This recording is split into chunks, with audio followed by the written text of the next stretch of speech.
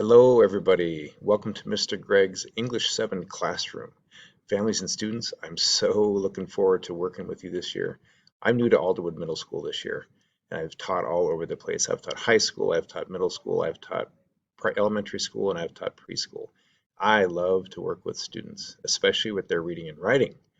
I like to read and I like to write. Keep a journal, and I've written about pretty much my whole life. I like to write letters to people. I like to write emails to people. I love to read. I read fiction. I read nonfiction. I read for information. I read the news all the time. So this year we are going to get better with our reading skills and our writing skills. We're going to use a program called the Rewards Program to help us with our reading fluency and decoding, which is how do we say the words and how do we recognize words and how do we say them faster.